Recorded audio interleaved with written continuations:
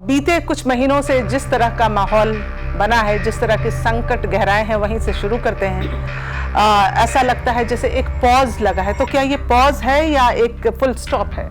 ये पॉज ही है, क्योंकि अगर हम 2025 की गणना कर रहे हैं 2025 की, तो हमें बहुत क्लियर न्यूमेरिकल न्यूमरोलॉजी से मिलता है ये 9 नंबर। और 9 नंबर है ही है अंत और नए समय की शुरुआत। हर 18 साल में केतु और मंगल सिंह राशि में एक साथ होते हैं। तो क्या हर 18 साल बाद इस तरह की परेशानियां आती हैं? पराशरी ज्योतिष भृगु संहिता भी ये कहती है कि जब भी दो बुरे प्लैनेट मिलते हैं तो कुछ बुरा होता है। ये अभी जो एक प्लेन की घटना हुई, जी हाँ, सो ये एक शुरुआत है, आगाज है कि आने वाले समय, मतलब एक इशारा है कि इस तरह से हो सकता है। अगर आप न्यूज़ को बहुत रोज सुन रहे हैं, क्योंकि आप न्यूज़ से जुड़ी हैं, तो आप अग्नि से रिलेटेड रोज कुछ ना कुछ घटनाएं सुन रही हैं। कभी गाड़ी में आग लग गई, कभी फैक्ट्री में आग लग गई, कभी रेस्टोरेंट में आग लग गई, कभी किसी के घर में आग लग गई। अगर हम भारत के नजरिए से देखें तो हमारी सीमाएं सुरक्षित नहीं हैं, हम ये माने? देखिए, जब भी गुरु अतिचारी होता है तो सीमाएं बदलती हैं। यानी या तो भारत बड़ा होगा, जैसे कि कई लोग कह रहे हैं पीओके ले लेंगे, या बांग्लादेश में क्या हो सकता है, तो तख्ता पलट होने के चांसेस भी इस समय बनते हैं। बीते कुछ सालों में देखा कि हर घर में एक कोरोना महामारी के दौरान दुख, पीड़ा, मौत सबने देखा, और अभी तक हम उससे पूरी तरह से निकल भी नहीं पाए हैं कि हम देख रहे हैं कि दोबारा कोरोना महामारी फैलता हुआ दिख रहा है। तो क्या मतलब आने वाले समय में ये खतरनाक हो सकता है? देखिए, जब गुरु अतिचारी होता है, क्योंकि जलवायु और मौसम वो गुरु के हैंडल में है, तो गुरु उसको हैंडल करता है। तो गुरु जब अतिचारी होंगे, मौसम से रिलेटेड संक्रमण फैलेगा ही फैलेगा। तो जिस तरह का एक हम ऑरा देख रहे हैं मोदी जी का, वो उसमें मतलब कहीं ना कहीं वो थोड़ा धूमिल होगा, क्योंकि 2026 के लास्ट में उनका अगर बर्थ चार्ट हम देखते हैं तो उनकी महादशा में अंतर्दशा भी उनके फेवर में नहीं आ रही है। आप कह रही हैं कि गुरु अतिचारी हो जाते हैं, और साथ ही मतलब प्राकृतिक, तो इसको हम कह सकते हैं प्राकृतिक आपदाएं भी आ सकती है, भूकंप, ज्वालामुखी, बहुत सारी ऐसी। अब मंगल और केतु मिल रहे हैं, राहु दृष्टि डालेगा, तो अभी आप देखिए भूकंप बहुत बड़े आएंगे, प्राकृतिक आपदाएं आएंगी, और ये सितंबर तक की कंडीशन है, क्योंकि फिर सूर्य ग्रहण होगा। लोग अगर पॉडकास्ट देख रहे होंगे तो सोच रहे होंगे कि चलिए ये स्थितियां ऐसी बनेंगी, लेकिन ये कब तक चलेगा, ये इससे मुक्ति कब मिलेगी? तो सबसे पहला तो अब अक्टूबर तक की स्थितियां अभी गड़बड़ है। तो अगर मैं मई, जून, जुलाई, अगस्त, सितंबर गिनती हूँ तो ये 5 महीने बहुत गड़बड़ है। कुछ ऐसी स्थितियां भी पता चलती हैं हमें ग्रहों के पोजिशनिंग से कि इसमें भारत जैसे कहीं अकेला ना रह जाए। हाँ, आसपास चाइना है, बांग्लादेश है, पाकिस्तान है, तो भारत की पोजीशन क्या होगी इस लिहाज से, दोस्ती के लिहाज से? पहले तो मैं ये बोलूँगी कि अगर भारत की कुंडली को देखा जाए, जब बांग्लादेश भी था, जब कांधार भी था, जब हम अखंड भारत की बात करते हैं, तो वो कुंडली कब बनाई जाए? या तो चंद्रगुप्त टाइप की बनाई जाए, उस समय को लिया जाए, कब का लिया जाए? संक्रमण क्या किसी को मारेगा?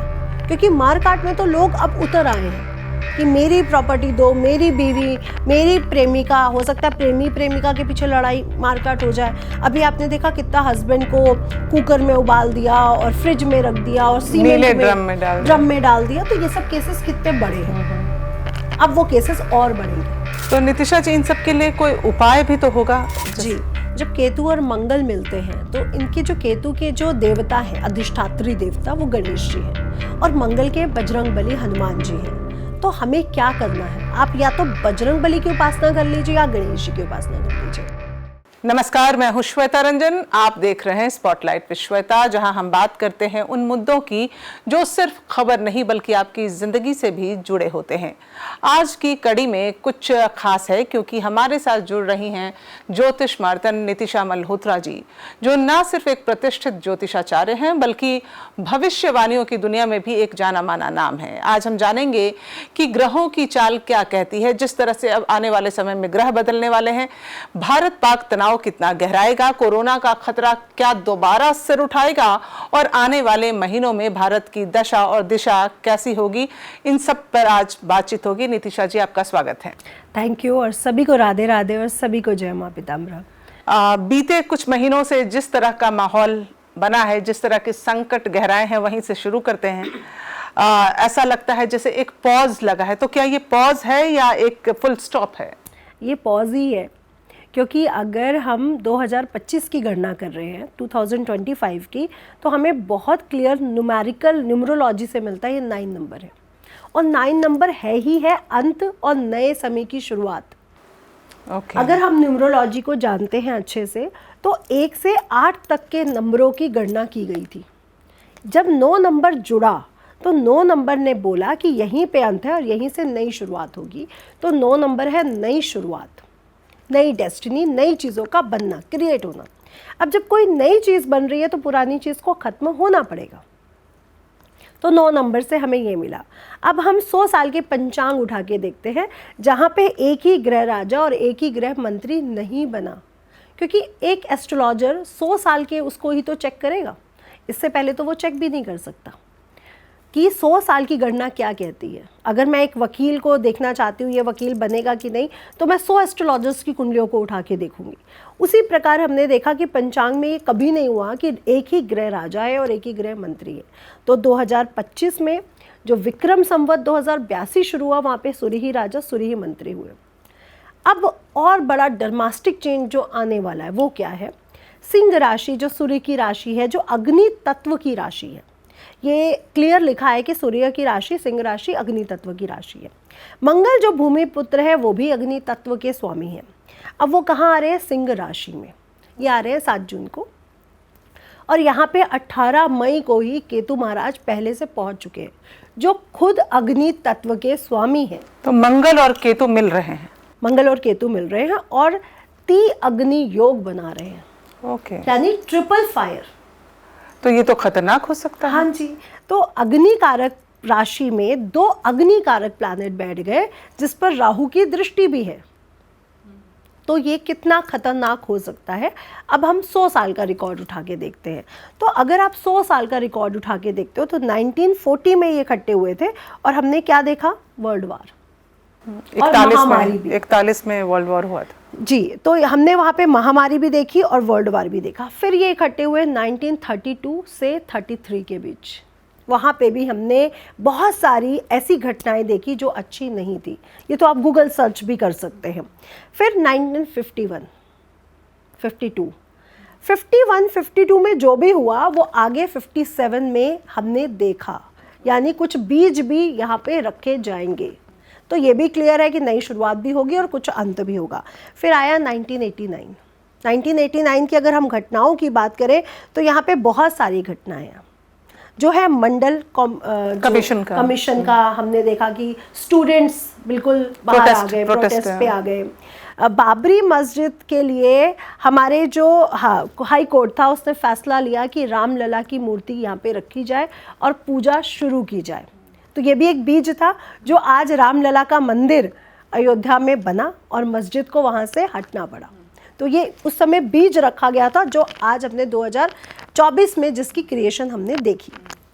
अगला हमने क्या देखा कि चाइना में भी स्टूडेंट्स सड़कों पे उतर आए, जो बहुत बड़ी बात थी उस समय के लिए, क्योंकि ये बहुत बड़ी घटना हो रही थी। और अगस्त से सितंबर के बीच जब मंगल और केतु मिले थे तो कश्मीर में कश्मीर पंडितों के खिलाफ जो आपने पूरा आतंकवादी घटना को देखा वो हुआ। तो वो बहुत बड़ी घटना थी। अगर मानवता की बात की जाए तो वो बहुत बड़ी घटना थी। तो अब हर 18 साल में केतु और मंगल सिंह राशि में एक साथ होते हैं। तो क्या हर 18 साल बाद इस तरह की परेशानियां आती हैं? लेकिन वहाँ पे हम ये देखते हैं कि सिंह राशि में केतु तो पहुंचे 18 महीने के लिए, मंगल कितने दिन के लिए जा रहे हैं? ओके। या मंगल का ट्रांजैक्शन कितने दिन के लिए हो रहा है? यहाँ पे ये ट्रांजैक्शन काफ़ी दिन के लिए हो रहा है, क्योंकि 7 जून से वो जुलाई तक रहने वाले हैं, और जुलाई के बाद भी उसका इम्पैक्ट है, क्योंकि खडाष्टक योग तो वो तब भी बनाएगा राहु के साथ। फिर सितंबर में पड़ने वाला ग्रहण, तो हम कह सकते हैं कि शनि ने जो राशि परिवर्तन किया था 29 मार्च को, और जो विक्रम संवत शुरू हुआ 30 अप्रैल को, और जो 18 मई को जो ट्रांजैक्शन हुए राहु केतु के, 14 मई को जो गुरु के, और अब जो मंगल ट्रांजैक्शन करने वाला है, ये सारी घटनाएं हमें क्लियर कर रही हैं कि अभी युद्ध में फुल स्टॉप तो नहीं लगा, ये तो पॉज बटन है। ओके, तो मतलब आने वाले समय में स्थितियां गड़बड़ हो सकती हैं। आपने देखा कि इंडिया का रुख भी, भारत का रुख भी एग्रेसिव था इस बार। पहले कभी भारत ने इस तरह से नहीं किया। नहीं किया। तो ये एग्रेसिव रुख था, और ये एग्रेशन तो अभी और बढ़ेगा ना, क्योंकि अब तो अग्नि तत्व में आ जाएगा। ये एग्रेशन तो सिर्फ हमने देखा कर्क राशि में जब वो नीच के थे, अभी वो नीच की राशि से बाहर निकल के केतु के साथ जाएंगे, और 100 सालों का वो बताता है। इनफैक्ट पराशरी ज्योतिष भृगु संहिता भी ये कहती है कि जब भी दो बुरे प्लैनेट मिलते हैं तो कुछ बुरा होता है, जैसे महामारी का फैलना, युद्ध की स्थितियां बनाना, जनता का परेशान होना, प्रोटेस्ट होना, सड़कों पर उतर आना, हवाई दुर्घटनाएं। हवाई दुर्घटनाएं हम क्यों जोड़ रहे हैं? क्योंकि यहाँ पे राहु जो वायु तत्व है, गुरु जो आकाश तत्व है, उसका भी ट्रांजैक्शन हुआ है। तो क्या हम ये माने नितिशा जी कि जैसे ये अभी जो एक प्लेन की घटना हुई जी हाँ, सो ये एक शुरुआत है, आगाज है कि आने वाले समय, मतलब एक इशारा है कि इस तरह से हो सकता है? अभी अगर आप 2025 की शुरुआत से देखिए तो आपने देखा कि बहुत से जंगलों में आग लगी, है ना। अगर आप न्यूज़ को बहुत रोज सुन रहे हैं, क्योंकि आप न्यूज़ से जुड़ी हैं, तो आप अग्नि से रिलेटेड रोज कुछ ना कुछ घटनाएं सुन रही हैं। कभी गाड़ी में आग लग गई, कभी फैक्ट्री में आग लग गई, कभी रेस्टोरेंट में आग लग गई, कभी किसी के घर में आग लग गई। ऐसी घटनाएं रोज हो रही हैं। क्योंकि अभी मैं नोतपा का पॉडकास्ट करने गई थी न्यूज़ 18 में, तो वहाँ के एंकर ने बताया रोज हम यही बता रहे हैं कि आज यहाँ ये हुआ, आज वो हुआ। तो मुझे भी क्लियर हुआ कि ये घटनाएं रोज हो रही हैं। तो आपने देखा कि जब अग्नि तत्व इतना एग्रेसिव होगा और उसके साथ और अग्नि तत्व की राशियां मिलेंगी तो ये कितना बदलेगा। तो अभी तो हमने सिर्फ डेमो देखा है, अभी पूरा पॉडकास्ट तो होना बाकी है। अभी तो ये उसका वो ट्रेलर आया है, अभी पूरा पॉडकास्ट होना इनका बाकी है। और राहु ने जब खडाष्टक योग में वो प्लेन की घटना हमें दिखा दी, तो जब ये ट्रांजैक्शन हो जाएंगे तब क्या वो नहीं दिखाएंगे? ऑफ कोर्स वो दिखाएंगे। तो आतंकवादी घटनाएं अभी भी होंगी, चाहे वो प्लेन से रिलेटेड हो, जैसे हमने देखा कि प्लेन हाईजैक हो जाते थे और घटनाएं होती थी, या वो पहाड़ों से, कश्मीर के पहाड़ों से निकल के हो, या वो बांग्लादेश से शुरू हो, ये सब होगा। मतलब अगर हम भारत के नजरिए से देखें तो हमारी सीमाएं सुरक्षित नहीं हैं, हम ये माने? देखिए, जब भी गुरु अतिचारी होता है तो सीमाएं बदलती हैं। यानी या तो भारत बड़ा होगा, जैसे कि कई लोग कह रहे हैं पीओके ले लेंगे, या बांग्लादेश में क्या हो सकता है, तो तख्ता पलट होने के चांसेस भी इस समय बनते हैं।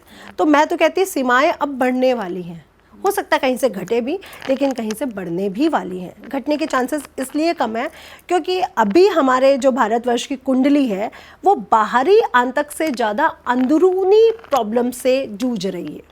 क्योंकि आपने देखा कि अभी अपोजिशन पार्टी ने क्या बोला कि हमें बताया जाए कितना हमें नुकसान हुआ,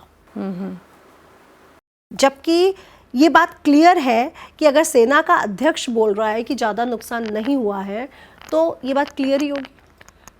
और आपको पता है कि आपके पास इतना बारूद है या इतनी चीज़ें हैं, और मेरे को अगर कई सालों तक या कई टाइम तक लड़ना पड़ा तो मुझे उसको कैसे बचा के रखना है।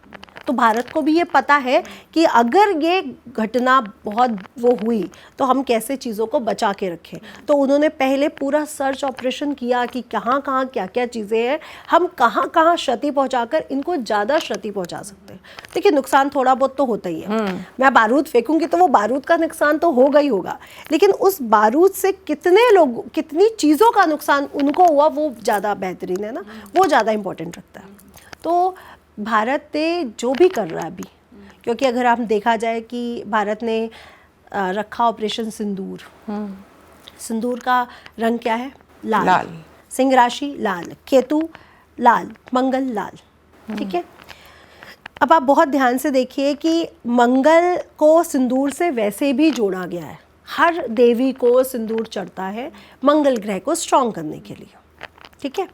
अब वहाँ पे उन्होंने और ये जो भारत के उसमें नाम नहीं रखा गया, ये सेना ने ही नाम रखा था इस ऑपरेशन का नाम।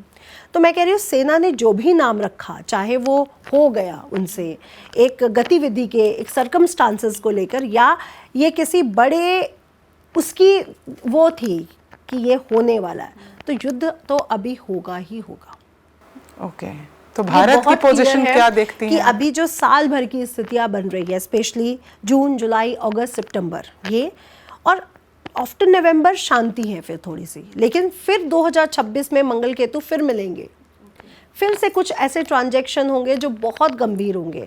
तो वहाँ तक की अगर मैं परिस्थितियों को ले जाऊँ तो ये बहुत बड़ी चीज़ें होने वाली हैं, जहाँ पे हम मतलब border lines पे ये छेड़छाड़। शांत अभी नहीं हुआ है ये मामला।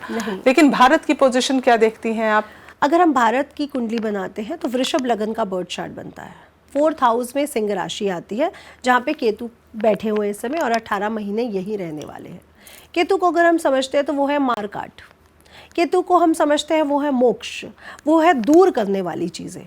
अभी तक हमने देखा कि मोदी जी की फ़ैन फॉलोइंग बहुत रही, यूथ में भी और लोगों में भी।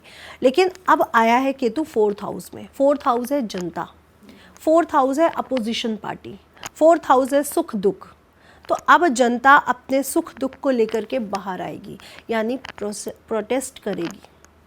तो जिस तरह का एक हम ऑरा देख रहे हैं मोदी जी का, वो उसमें मतलब कहीं ना कहीं वो थोड़ा धूमिल होगा, क्योंकि 2026 के लास्ट में उनका अगर बर्थ चार्ट हम देखते हैं तो उनकी महादशा में अंतर्दशा भी उनके फेवर में नहीं आ रही है। तो ये धूमिल होने वाली स्थितियां हैं। और 4th हाउस जो प्रजा का है, जो जनता का है, जो एजुकेशन का है, वहाँ पे जब केतु और मंगल मिलेंगे तो ऑफकोर्स राहु की दृष्टि आ रही है, तो जनता तो परेशान होगी। अब जनता क्यों परेशान हो सकती है? या तो युद्ध लड़े, युद्ध होगा तो भी जनता पिसेगी, महामारी आएगी तो भी जनता पिसेगी, और अगर कानूनों में बहुत सी चीज़ें नहीं सही से बनाई गई तो भी जनता पिसेगी। यानी ये तो क्लियर है कि एजुकेशन से रिलेटेड कानून बदलने वाला है, क्योंकि 4th हाउस एजुकेशन भी है। प्राथमिक जो विद्या कही जाती है, जो शुरुआती शायद तभी आपने कहा कि सेम योग में चाइना में भी स्टूडेंट्स ने प्रोटेस्ट किया, मंडल कमीशन भी हुआ। तो ये होगा फिर से। और मंडल कमीशन को अगर आप बहुत ध्यान से देखिए तो ये उस समय होने की ज़रूरत नहीं थी, जो वीपी सिंह सरकार ने उस समय उसको किया, और पूरा उनकी भी छवि उस समय धूमिल हो गई थी।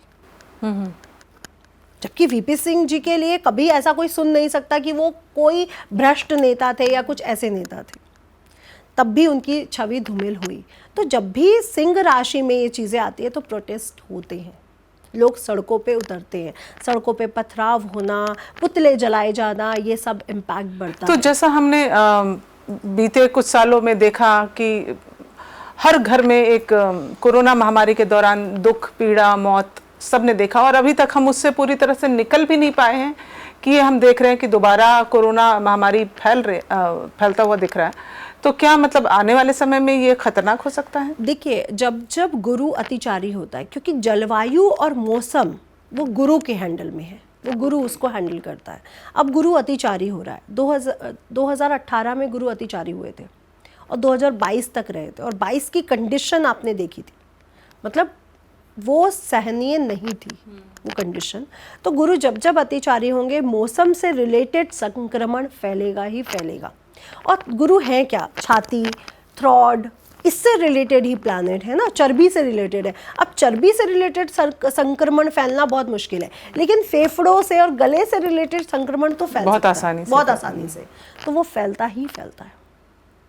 तो क्या हम उसी तरह की स्थिति देखेंगे? उसी तरह की स्थिति तो नहीं देखेंगे, लेकिन हाँ, कठिनाइयाँ आएंगी, पूरे विश्व में आएंगी, और भारत के 4th हाउस में बनने के कारण जनता भी उस कठिनाइयों को फेस करेगी।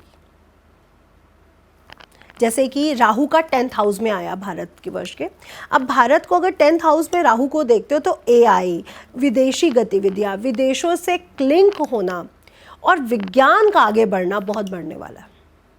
लेकिन जैसे आप कह रही हैं कि गुरु अतिचारी हो जाते हैं, और साथ ही मतलब प्राकृतिक, तो इसको हम कह सकते हैं प्राकृतिक आपदाएं भी आ सकती है, भूकंप, ज्वालामुखी, बहुत सारी ऐसी। अब मंगल और केतु मिल रहे हैं, राहु दृष्टि डालेगा, तो अभी आप देखिए भूकंप बहुत बड़े आएंगे, प्राकृतिक आपदाएं आएंगी, और ये सितंबर तक की कंडीशन है, क्योंकि फिर सूर्य ग्रहण होगा।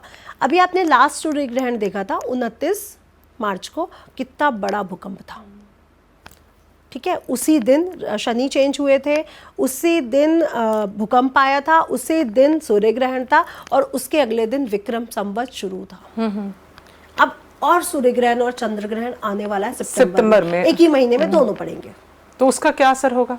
यही असर होगा कि हम प्राकृतिक आपदाएं बड़ी देखेंगे और युद्ध की स्थितियां भी देखेंगे, जिसमें आतंकवादी गतिविधियां होंगी, और जिसमें धोखे की बात हो सकती है कि हाँ, हमें धोखा मिला, कि हमने पॉज कर दिया, हमने शांत कर जैसे दिया। 62 में हमें चीन से धोखा मिला था, तो धोखा मिलेगा, ये धोखा मिलना तय है, और अंदर से भी मिलेगा और बाहर से भी मिलेगा।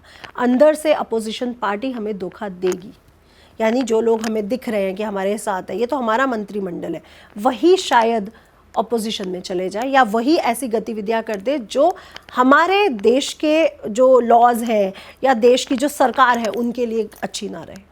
ये घटनाएं होंगी। केतु को मोक्ष कारक कहा गया है। बेसिकली वो मोक्ष कारक है नहीं, क्योंकि कोई भी प्लैनेट अच्छा है, कोई भी वो मोक्ष दे देगा, और कोई भी प्लैनेट बुरा है तो वो आपको मोक्ष नहीं दे सकता। तो केतु को कहा गया त्याग का प्लैनेट। अब जनता से त्याग नहीं हो सकता, क्योंकि यहाँ पे मंगल भी है, यहाँ पे राहु की ऊर्जा भी है, यहाँ पे गुरु का परिवर्तन भी हुआ है। तो त्याग तो जनता करने को तैयार ही नहीं है। तो क्या करेगी? प्रोटेस्ट करेगी, सड़कों पे उतरेगी, पथराव होगा, लड़ाई झगड़े बढ़ेंगे, अंदर भी और बाहर भी। और ये फेज कितना लंबा चलेगा, इस तरह का जो फेज है पूरा?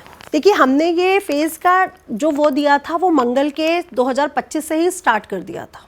तो हमने देखा कि अग्नि से संबंधित चीज़ें हुई, फिर शनि का ट्रांजैक्शन, पिशाच योग का बनना, अब अंगारक योग का बन जाना। तो ये सारे जो ट्रांजैक्शन होते जा रहे हैं वो सब हमें दिखा रहे हैं कि प्रॉब्लम्स बढ़ने वाली हैं। तो इन समस्याओं का निवारण नहीं किया जा सकता? देखिए, निवारण आप भारत की कुंडली को अगर देखते हैं तो कैसे किया जा सकता है। मैं पर्टिकुलर अगर हम मेष राशि की बात करें कि मेष राशि के 5th हाउस में बन रहा है तो आपको अबॉर्शन या मिसकैरेज होने के चांसेस बन सकते हैं, आप ध्यान रखिए, ये तो कहा जा सकता है ना। भारत में हम उसको कैसे समझाएं कि जनता को प्रोटेस्ट पे नहीं उतरना है। अग्नि से संबंधित, बिजली से संबंधित चीज़ों का इस समय बड़ा ध्यान रखिए। बोला जा रहा है, शुरू से बोला जा रहा है कि भूकंप आ सकते हैं, तैयारी रखिए, पैसा अपने घर में रखिए, महामारी आएगी आपके घर में, एक पर्सन के हिसाब से 2-2, 3-3 लाख रुपए पड़ा हो, आप गरीब हो तो चलो एक पर्सन के हिसाब से 5-5 हज़ार ही बचा के रख लो। ये मैं बोल रही हूँ, सब बोल रहे हैं, और ये हमारे जंत्रियों में लिखा है। तलाक के केसेस सबसे ज़्यादा बढ़ने वाले हैं अब, क्योंकि मंगल अगर मंगल कराता है तो शादियां करवा देता है, और अमंगल करवाता है तो तलाक करवा देता है। ओके। लड़ाई झगड़े करवा देता है, विवाद करवा देता है। अब आप देखोगे जून जुलाई कोर्ट के हालात, आप देखना इतने केस जाएंगे तलाक के कि हम सोच भी नहीं सकते। तो लड़ाई झगड़ा अंदर भी है और बाहर भी है, फैमिलियों में भी हो रहा है।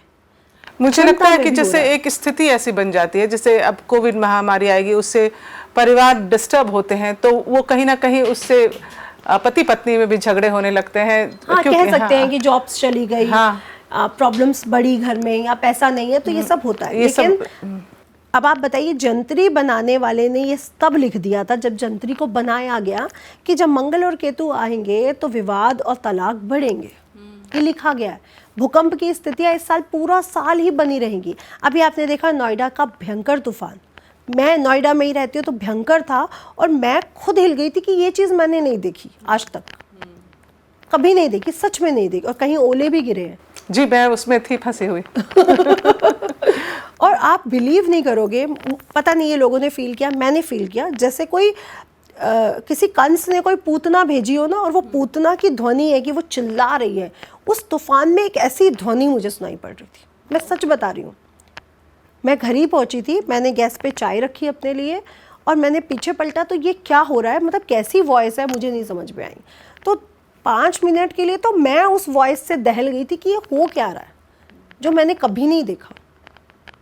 हो सकता है हम बिल्डिंगों में रहते हैं तो बिल्डिंगों की एक वाइब्रेशन हो, है ना, ध्वनि का, वायु का एक वो हो, लेकिन जो भी उस दिन मैंने देखा वो अच्छा नहीं था। तो ग्रह प्लैनेट जब भी अपनी चाल को बदलते हैं तो ये सब चीज़ें होती हैं, लोगों को बिलीव नहीं होता। लेकिन जैसा कि लोग अगर पॉडकास्ट देख रहे होंगे तो सोच रहे होंगे कि चलिए ये स्थितियां ऐसी बनेंगी, लेकिन ये कब तक चलेगा, ये इससे मुक्ति कब मिलेगी? तो सबसे पहला तो अब अक्टूबर तक की स्थितियां अभी गड़बड़ हैं। तो अगर मैं मई, जून, जुलाई, अगस्त, सितंबर गिनती हूँ तो ये 5 महीने बहुत गड़बड़ है। उसके बाद जब गुरु कर्क राशि में आएंगे, उच्च के होंगे, तो कुछ स्थितियां बैलेंस होंगी, क्योंकि गुरु आ जाएंगे।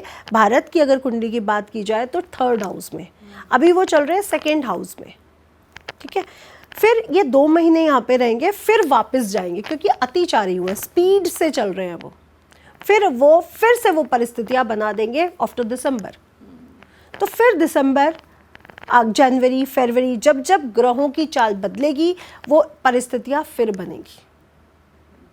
और लोग जो कह रहे हैं युद्ध नहीं होगा, युद्ध नहीं होगा, मैं कह रही हूँ भारत पाकिस्तान का युद्ध होने के चांसेस तो बन रहे हैं, और भी कई जगह युद्ध हो सकते हैं। कुछ ऐसी स्थितियां भी पता चलती हैं हमें ग्रहों के पोजीशनिंग से कि इसमें भारत जैसे कहीं अकेला ना रह जाए। हाँ, आसपास चाइना है, बांग्लादेश है, पाकिस्तान है, तो भारत की पोजीशन क्या होगी इस लिहाज से, दोस्ती के लिहाज से? पहले तो मैं ये बोलूँगी कि अगर भारत की कुंडली को देखा जाए, जब बांग्लादेश भी था, जब कांधार भी था, जब हम अखंड भारत की बात करते हैं, तो वो कुंडली कब बनाई जाए? या तो चंद्रगुप्त टाइप की बनाई जाए, उस समय को लिया जाए, कब का लिया जाए।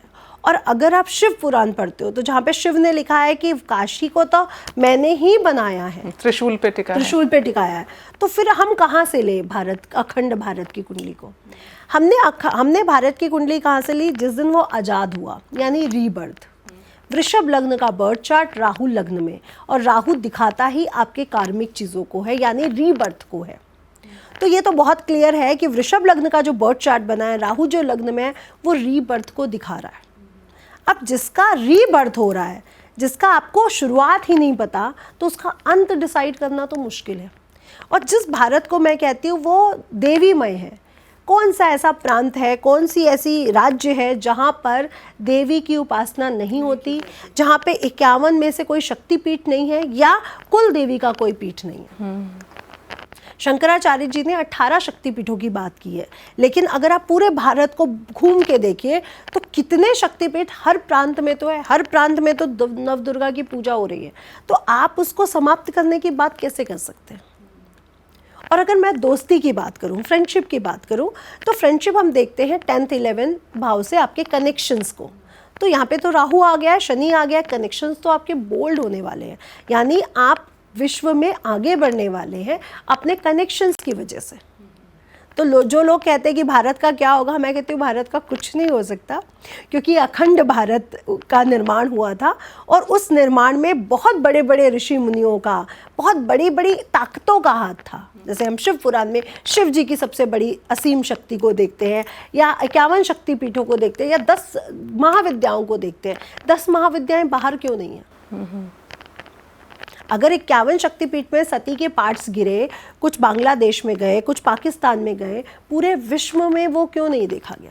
यानी पूरा अखंड भारत देवीमय है। तो हम वहाँ पे कोई भी ऐसी बड़ी विपत्ति नहीं देखते। हाँ, जनता प्रोटेस्ट पे उतरेगी, मोदी जी का अट्रैक्शन थोड़ा सा कम होगा। मोदी जी पे इस समय प्रॉब्लम्स हैं, क्योंकि अपोजिशन कहीं ना कहीं उन पे टॉन्ट कसेगी, प्रॉब्लम्स बढ़ेंगी। और उनके खुद के मंत्रिमंडल के लोग, क्योंकि अंदर विभाजित हो रहा है ना चीज़ें, केतु अंदर की चीज़ों को विभाजित करेगा, केतु का काम है विभाजित कर देना, तो अंदर के लोग कटेंगे उनसे। और सबसे ज़्यादा इम्पैक्ट तलाक के केसेस में और एजुकेशन से आएगा, क्योंकि तलाक क्या है? सुख। और एजुकेशन क्या है? प्राथमिक ज्ञान, जो शुरुआत का ज्ञान है, वहाँ पे प्रॉब्लम्स बढ़ेंगी। तो ये चीज़ें होनी घटित है, ये भारत की कुंडली कह रही है। अब हम अगर इन ग्रहों के चीज़ों को देख रहे हैं कि जब ये दशा और दिशा चेंज कर रहे हैं, तो क्या क्या हो सकता है? जलवायु परिवर्तन, जहाँ बहुत गर्मी है, हो सकता है वहाँ बहुत बारिश हो जाए, या अधिक गर्मी पड़ जाए, तो जलवायु परिवर्तन हम देखेंगे। बॉर्डर्स का बढ़ना या घटना, ये सिर्फ भारत के लिए नहीं कह रही हूँ, ये मैं ऑल ओवर विश्व की बात कर रही हूँ। तो भारत में भी आप देखेंगे, लोग कह रहे हैं पीओके, हो सकता है पीओके आने के बाद हमारी वही बॉर्डर लाइन आगे फैल जाए, विस्तार हो जाए, तो विस्तार भी हो सकता है, कहीं से कम भी हो सकती है, कहीं पे विस्तार भी होगा। सत्ता का पलट होना, पाकिस्तान में भी सत्ता पलट हो सकती है, बांग्लादेश में भी हो सकती है, और हो सकता है किसी और देश में भी सत्ता पलट के चीज़ें बन जाए, तो ये सब होगा। अंदर क्या है? तलाक और विवाद, फैमिलीज में विवाद, कि भाई भाई से प्रॉपर्टी के लिए लड़ रहा है, बहन भाई से प्रॉपर्टी के लिए लड़ रही है, बीवी कह रही है मेरी पहले प्रॉपर्टी दिखाओ, तो ये सब विवाद बढ़ेंगे। वो आप सही कह रहे हो कि इसका एक इम्पैक्ट कोरोना की वजह से भी हो सकता है, या लेकिन अल्टीमेटली रिजल्ट तो यही है, आ रहा है, वो संक्रमण भी हो सकता है, और संक्रमण से इस समय दूर रहना होगा, क्योंकि गुरु जब भी ट्रांजैक्शन ऐसा करेगा अतिचारी वाला, ये 100 साल का रिकॉर्ड है कि वो बहुत बुरा संक्रमण फैलाता है, तो संक्रमण फैलेगा ही फैलेगा। चाहे आप उसको कोरोना का नाम दीजिए, सर्दी खांसी का नाम दीजिए, या उसको कुछ भी कहिए, लेकिन वो फैलता ही फैलता है। लेकिन मुझे लगता है कि ये जो होगा ये और अपडेट होगा, क्योंकि यहाँ पे और प्लैनेट्स का भी सिचुएशन बहुत फेवरेबल नहीं बन रही है, क्योंकि गुरु पर राहु की दृष्टि है, राहु पर गुरु की दृष्टि है, तो मुझे ये फेवरेबल नहीं लग रही है। लेकिन अगर आप बात करें कि 2022 वाली कंडीशन बनेगी, तो मैं कहूँगी नहीं, क्योंकि यहाँ पे मार काट खुद ही हो रही है ना, तो संक्रमण क्या किसी को मारेगा? क्योंकि मार काट में तो लोग अब उतर आए हैं कि मेरी प्रॉपर्टी दो, मेरी बीवी, मेरी प्रेमिका, हो सकता है प्रेमी प्रेमिका के पीछे लड़ाई मारकाट हो जाए। अभी आपने देखा कितना हस्बैंड को कुकर में उबाल दिया और फ्रिज में रख दिया और सीमेंट में ड्रम में डाल दिया, तो ये सब केसेस कितने बड़े हैं। अब वो केसेस और बढ़ेंगे। आजकल आपने एक और ट्रेंड देखा है सोशल मीडिया पर, मैंने अपनी चाची से शादी कर ली, मैंने अपनी दादी से शादी कर ली। जी जी, बहुत वो भी कितना गलत है, हो रहा है। तो ये सब क्यों हो रहा है? क्योंकि राहु कहीं ना कहीं गुरु पर, एक शुभ प्लैनेट पर, और अब मंगल पर भी अपनी कुदृष्टि डाल रहा है। तो आप देख रहे हैं धर्म से विरुद्ध केसेस आ रहे हैं, दादी से कर ली, बहन से कर ली, ये क्या हो रहा है? तो जब भी गुरु पर बुरे प्लैनेट की दृष्टि पड़ती है, जिसे कहते हैं गुरु चंडाल दोष, तो वैसे चंडालों वाले काम हो रहे हैं ना। अपनी दादी से, अपनी चाची से, अपनी बहन से कौन मैरिज करता है? ये तो चांडाल वाले काम हो गए। आज की खबर है, पिता ने पुत्री पर गलत हरकत की, तो ये सब चांडाल वाले काम ही तो हो रहे हैं। तो जब जब चांडाल दोष बनेगा, ये सब चीजें होंगी। तो अब हमें समझना पड़ेगा कि ये सब चीजें जब हो रही हैं, तो हमें कितना प्लानिटरी सिचुएशन का चेंज होने से ये सब चीज़ें हो रही हैं। किन पर हो रही है? मंद बुद्धि वाले लोगों पर।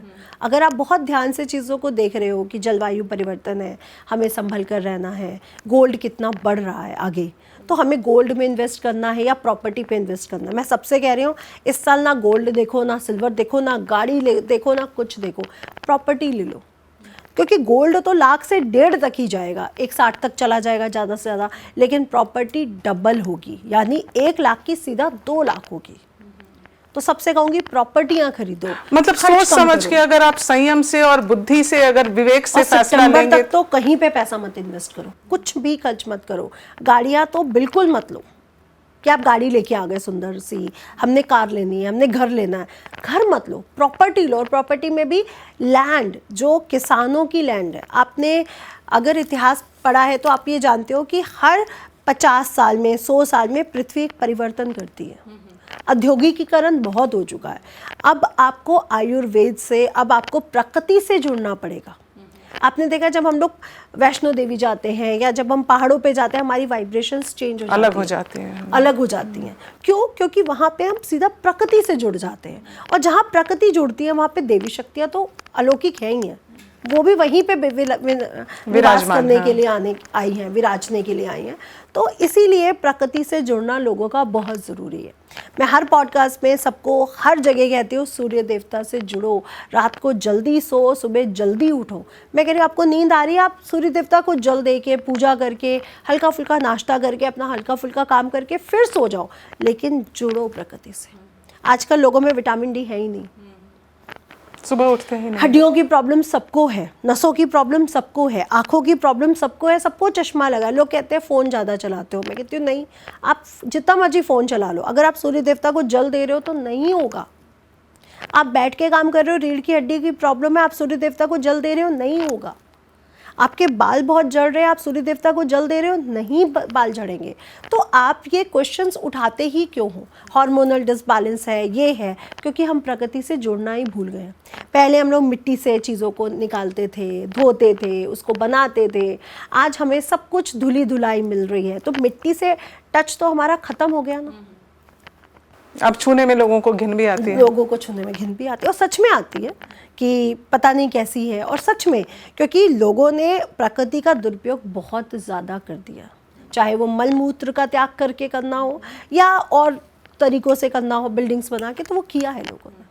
तो उसका कहीं ना कहीं जो एक निगेटिव पहलू है वो हमें झेलना पड़ेगा। तो नितिशा जी, जैसे ये तो देश दुनिया पर हमने देखा कि किस तरह के बदलाव आ सकते हैं, लेकिन राशियों के हिसाब से भी क्या स्थितियां बदलेंगी, क्या आप बता सकती हैं?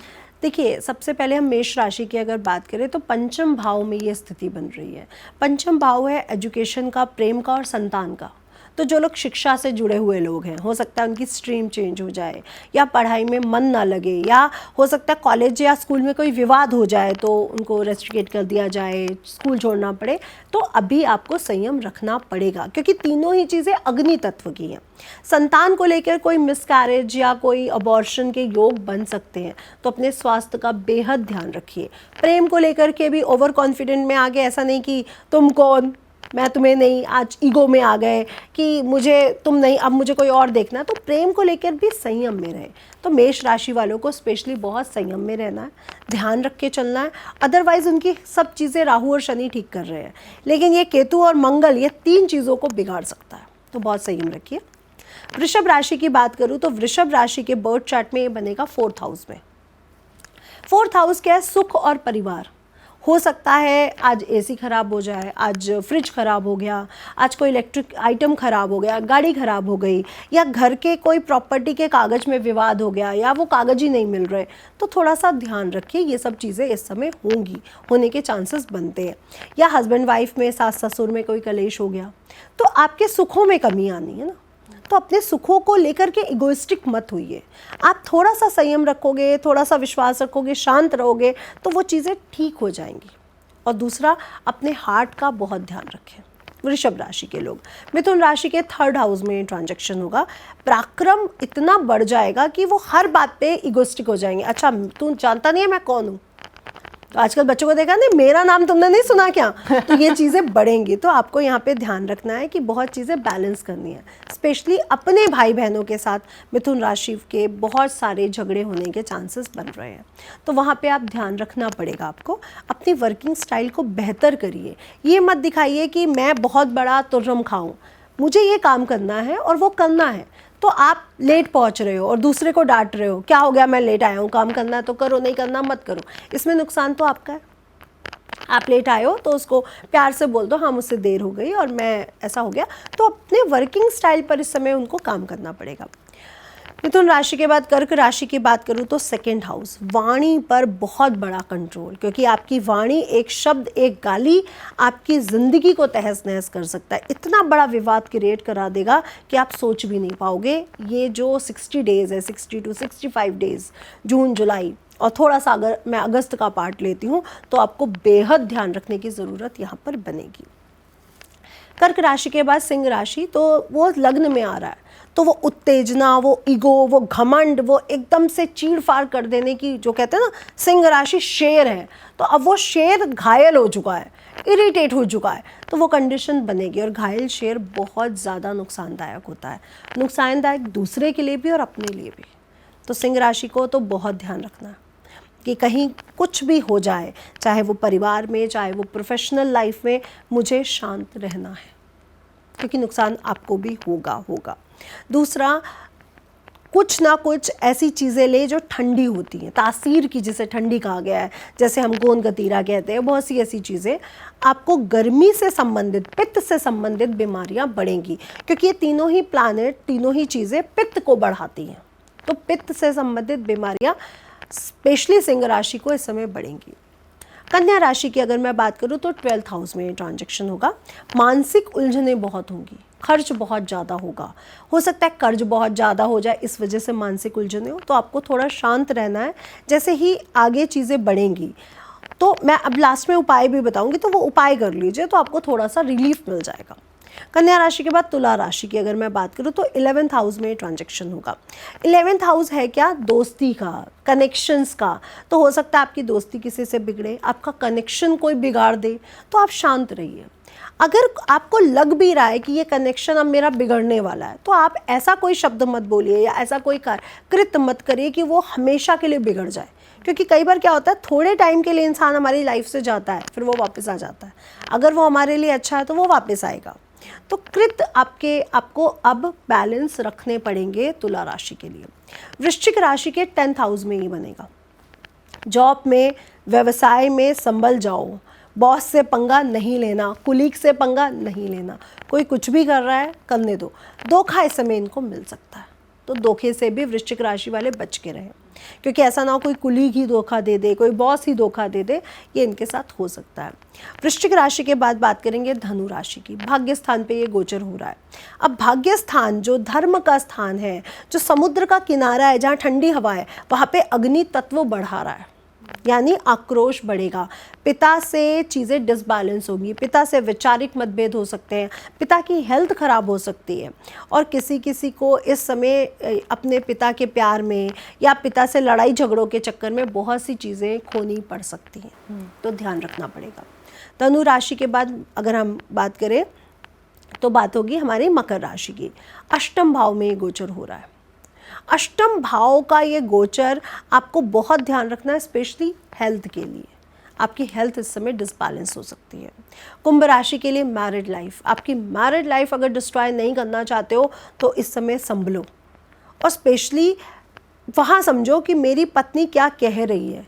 ईगो में मत आ जाओ कि तुम कौन होती हो बोलने वाली, या तुम ये कैसे कर सकती हो।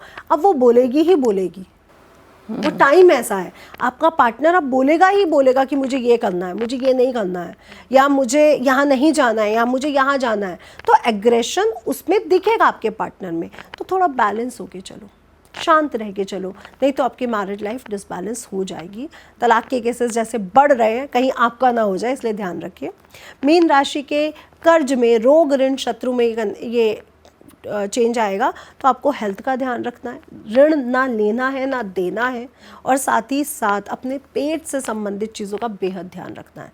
ऐसा ना हो कि पेट से संबंधित रोग के कारण आपको हॉस्पिटलाइज जाना पड़ जाए, कोई ऑपरेशन हो, क्योंकि मंगल और केतु जब जब मिलते हैं बहुत सारे ऑपरेशन और बहुत सारे तलाक और युद्ध की स्थितियाँ और लड़ाई झगड़ों की स्थितियाँ और अग्नि की स्थितियाँ बहुत बढ़ा देते हैं।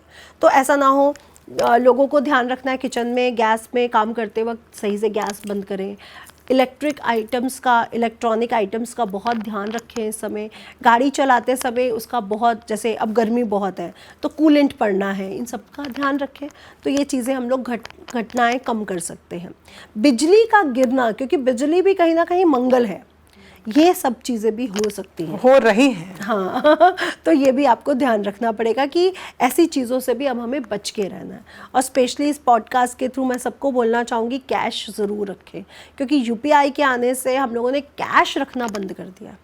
जब प्रॉब्लम आएगी ना, युद्ध की स्थितियाँ हो या महामारी की स्थितियाँ, तो एक टाइम ऐसा भी आ सकता है कि बैंक या गूगल पे या यूपीआई काम ही नहीं कर रहा, तब आप क्या करोगे।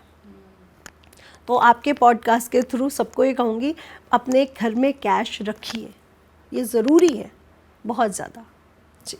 तो नितिशा जी, इन सब के लिए कोई उपाय भी तो होगा जी। जब केतु और मंगल मिलते हैं तो इनके जो केतु के जो देवता है, अधिष्ठात्री देवता, वो गणेश जी हैं, और मंगल के बजरंग बली हनुमान जी हैं। तो हमें क्या करना है, आप या तो बजरंग बली की उपासना कर लीजिए या गणेश जी की उपासना कर लीजिए। और मैं कहूँगी इस समय जब युद्ध की स्थितियाँ हैं, जब महामारी की स्थिति है, जब परिस्थितियाँ बहुत ज़्यादा गलत हो रही हैं, तो मीठे पान बनवा के हनुमान जी को भेंट करनी शुरू कर दीजिए। उससे क्या होगा कि हमारे रिश्तों में भी मिठास बनी रहेगी और हमारे भारत के रिश्तों में भी मिठास बनेगी। तो कई लोग ऐसे भी होंगे जो अपने बारे में नहीं सोचेंगे, जो कहेंगे विश्व कल्याण की बात। तो आप सिर्फ और सिर्फ हनुमान जी को मीठा पान चढ़ाइए और जितना हो सके वो धर्म को आगे बढ़ाइए, धर्म से जुड़िए। क्योंकि अगर आप धर्म के साथ खड़े हो तो आप गलत काम नहीं कर सकते। आप अपने भाई की, आप अपने पत्नी के साथ या किसी के साथ ऐसा काम नहीं करोगे, कुलीग के साथ, अपने लोगों के साथ, कि उसके साथ धोखा हो। तो धर्म के साथ जुड़ के रहो। इसके लिए हनुमान चालीसा डेली पढ़िए। बहुत सिंपल उपाय है जिसमें कुछ ज़्यादा नहीं लगना। और अगर हो सके तो तिलक इस समय लगा के रखो। तिलक से क्या है, हमारा आज्ञा चक्र एक्टिवेट रहता है, तो जो गलत भावनाएं हैं वो कम उत्पन्न होती हैं। कभी इसको देखना भी हो तो आप देख के देखो, आपके मस्तक पे तिलक होगा, उस समय आपके अंदर गलत भावनाएं उत्पन्न ही नहीं होंगी कि बहन का ये करना है, भाई का वो करना है, या पत्नी के साथ कैसे युद्ध करना है घर जाके, या उसको कैसे अपनी प्रॉपर्टी देने से बचाना। तो गलत भावनाएं आएंगी ही नहीं। तो तिलक ज़रूर लगा के रखिए इस समय जी। बहुत बहुत शुक्रिया आपका नितिशा जी, हमसे बातचीत करने के लिए। Thank you so much. तो इस कार्यक्रम के माध्यम से नितिशा जी से आपकी मुलाकात हुई है। आप कोई सवाल आपके जहन में है तो कमेंट बॉक्स में जाएं, ज़रूर लिखें और आप सीधा उनसे जुड़ सकते हैं। बहुत बहुत शुक्रिया आपका। Thank you.